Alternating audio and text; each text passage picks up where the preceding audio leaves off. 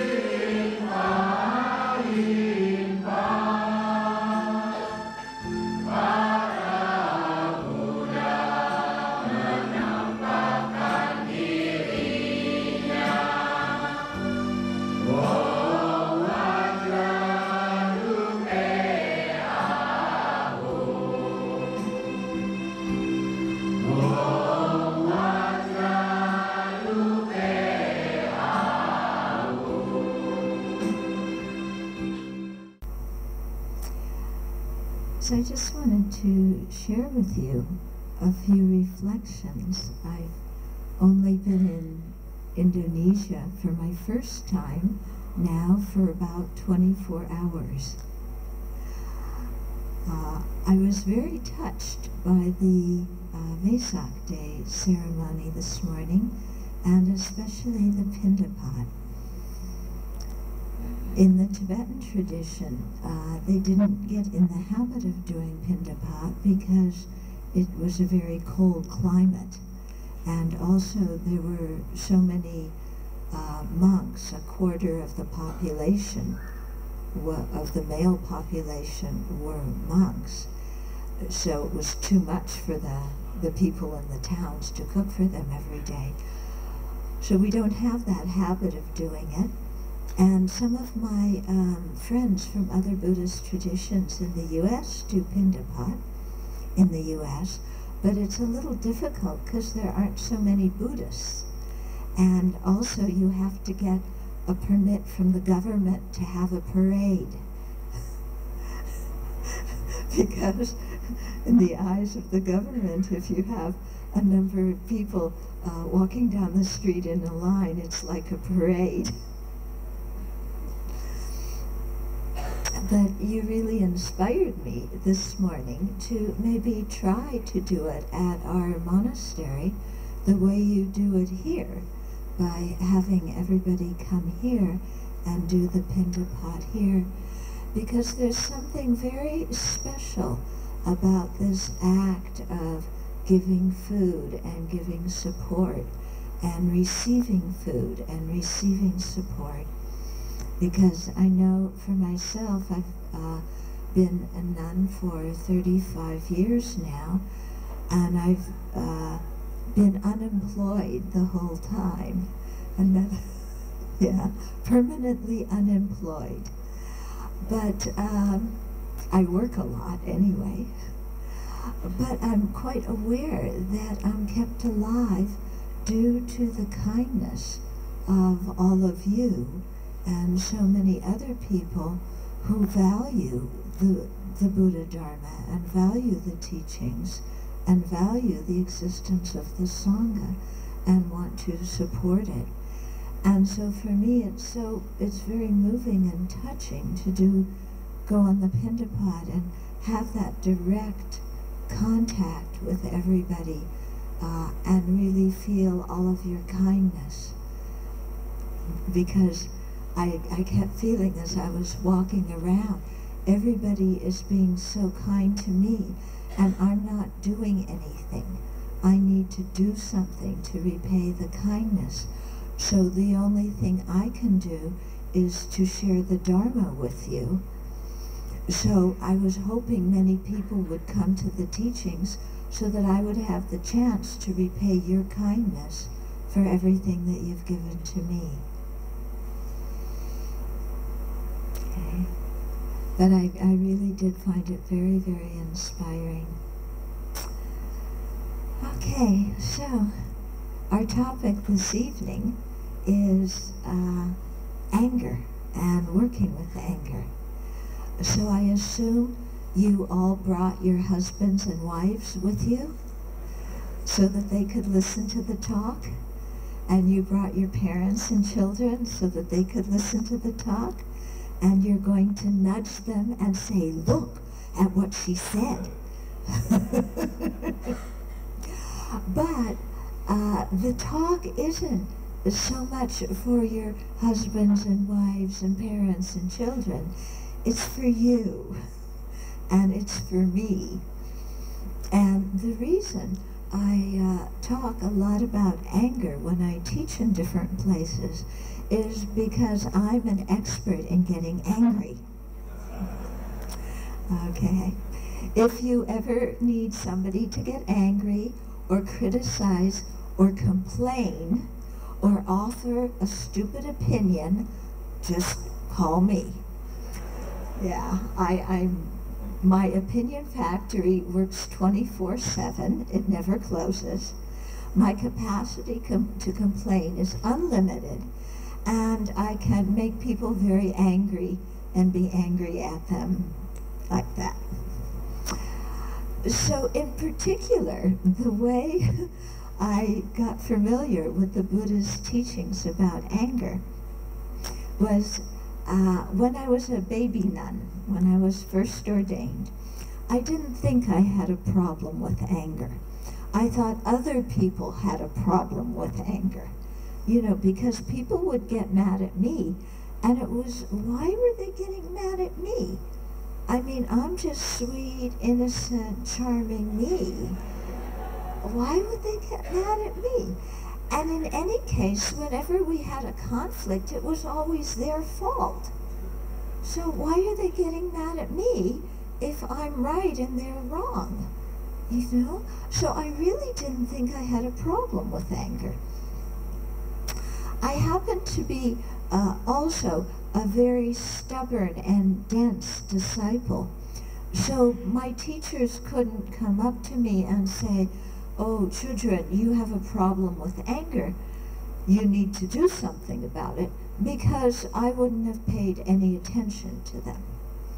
So what they had to do is they sent me to work in a Dharma center in Italy. Okay? Now, Italy is full of macho Italian men. Okay? You know, the real macho, real male superiority, you know, look at my muscles kind of men. And women are supposed to be sweet. And, you know, and they sent me to work there, and I was the person with the second highest responsibility. I was the spiritual director. And the director and most of the other people I worked with in the center were macho Italian men.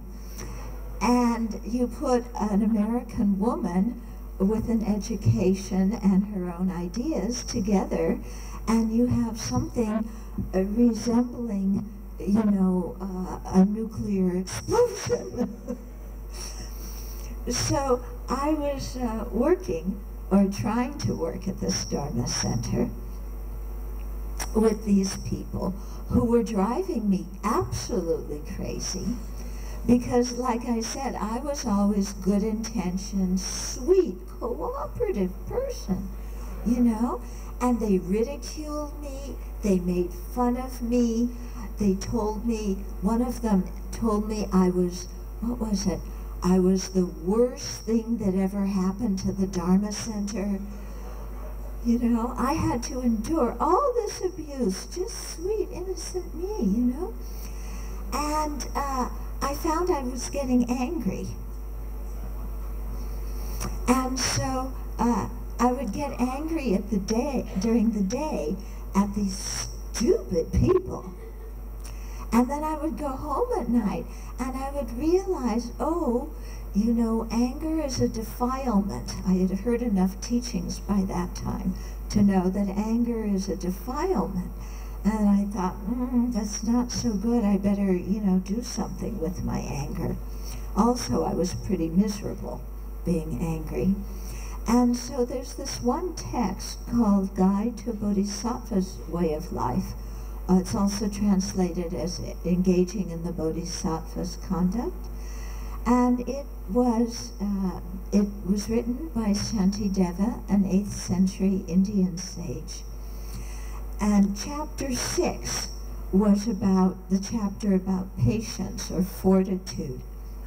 So every day I would get angry, and every evening I would come home and study chapter 6 and try and calm myself down.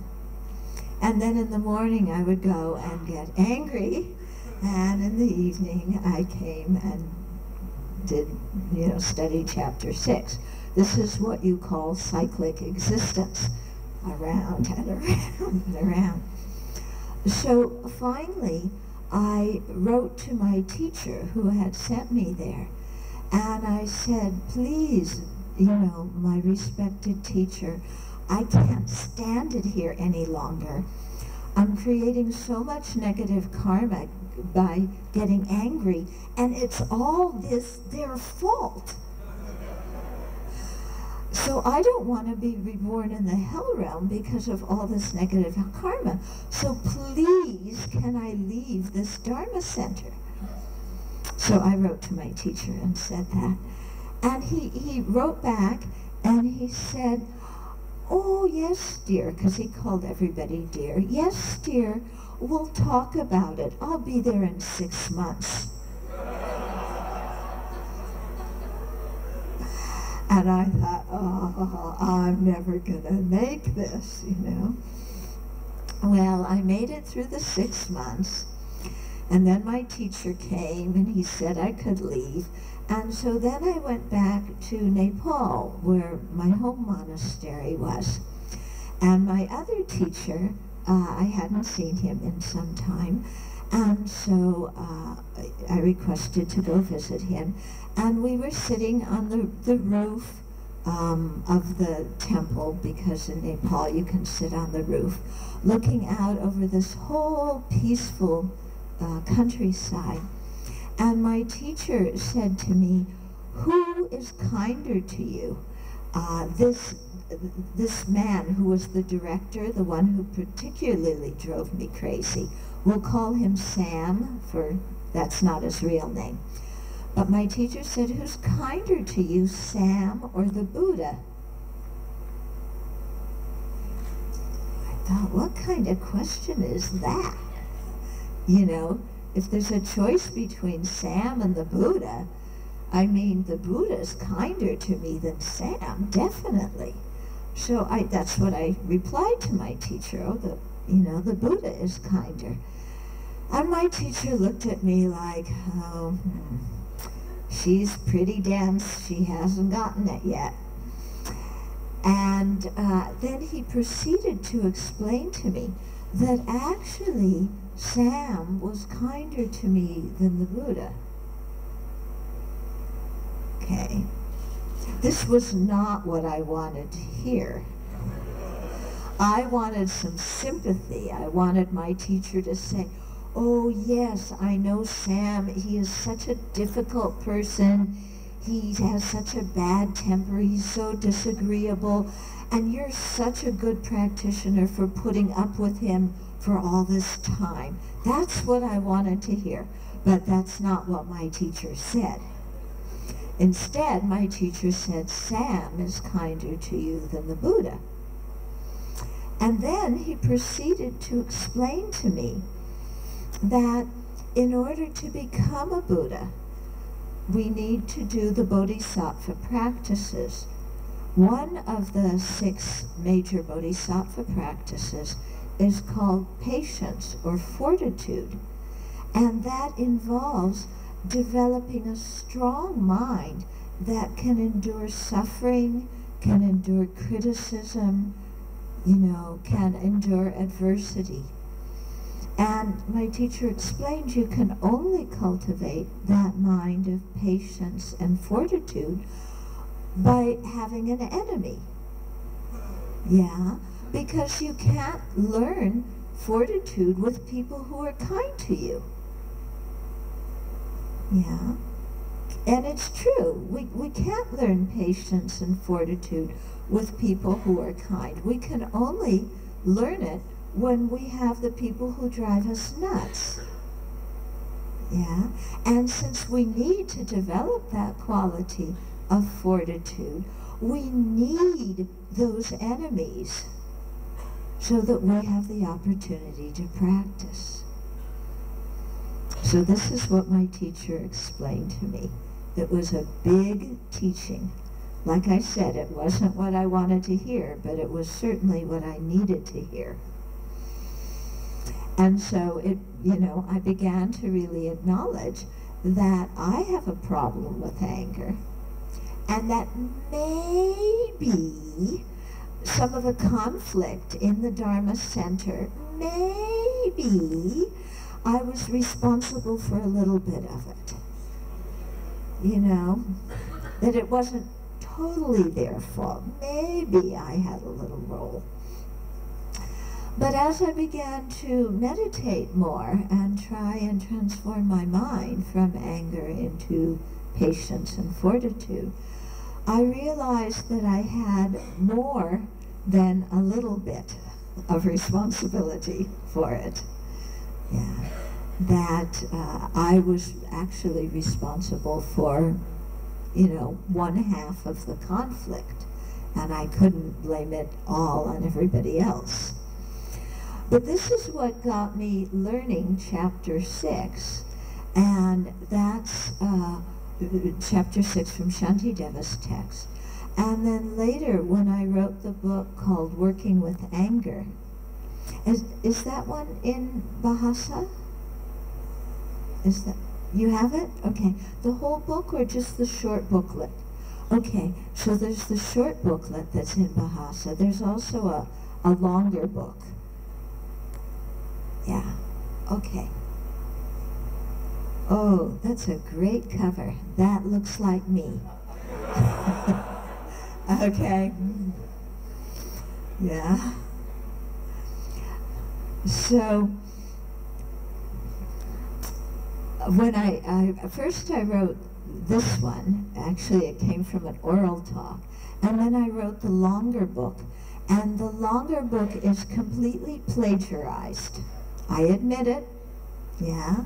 I plagiarized every single idea in that book from Shantideva, but he passed away many centuries ago, so he didn't take me to court for plagiarizing his work.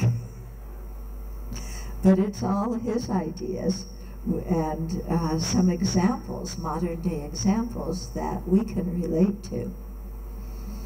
So just from my own story in sharing that with you, I think one of the first things we need to do in order to work with our anger is to recognize that we have it, okay? And to recognize that it is an afflicted or a defiled state of mind. Now, when I use the word anger, I'm using it to refer, okay, such as it starts off on the small side with being annoyed, being irritated, okay, frustration, and then it goes on to being angry, to hating somebody, being enraged, being spiteful, being aggressive, being cruel, being brutal. Okay, we have, I don't know in Bahasa if you have as many words, but in English we have lots of words that fall under the scope of anger. Now, what all these emotions have in common is that they are all based on exaggerating the negative qualities of someone or something, and then wanting to either clobber it and destroy it or get away from it. Okay? So based on exaggerating the negative or projecting negative qualities that aren't there, we want to fight or flight, get away. Okay? Now, when we're angry, do we feel like we're exaggerating the negative qualities of someone? Think about a time when you're angry. Do you say to yourself, oh, I'm exaggerating their negative qualities? Well, maybe a few of you do. I don't. When I'm angry, I think I am seeing things exactly correctly, exactly the way they are, objectively out there. I'm not exaggerating this person's fault. They have those faults, you know. He did that mean thing